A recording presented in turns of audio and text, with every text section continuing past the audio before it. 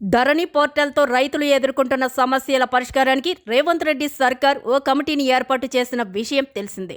ఈ కమిటీ సభ్యులు తాజాగా చేసిన ఆరోపణలు రాష్ట్రంలో సంచలనం సృష్టిస్తున్నాయి. ఈ మేరకు సోమవారం ఈ కమిటీ సభ్యులు మీడియాతో మాట్లాడుతూ దేశంలో కని విని ఎరగని భూ కుంభకోణం గత బీఆర్ఎస్ ప్రభుత్వ హయాంలో తెలంగాణలో జరిగిందని తీవ్ర విమర్శలు చేశారు. నిషేధిత జాబితాలో ఉన్న భూములను రిజిస్ట్రేషన్ చేయడం కుదరదని, అయినప్పటికీ అలాంటి భూములను మాజీ మంత్రి కేటీఆర్ ఫ్యామిలీకి బదలాయించారని ఆరోపించారు.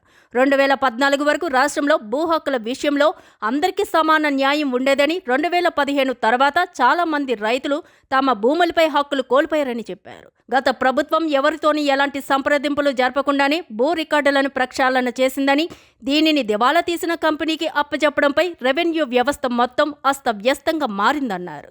ప్రజా దర్బార్లో భారీగా అందించిన ఫిర్యాదులే దీనికి సాక్ష్యమని తెలిపింది. ఈ సమస్యల పరిష్కారానికి మార్గాలు వెతుకుతున్నట్లు వివరించింది.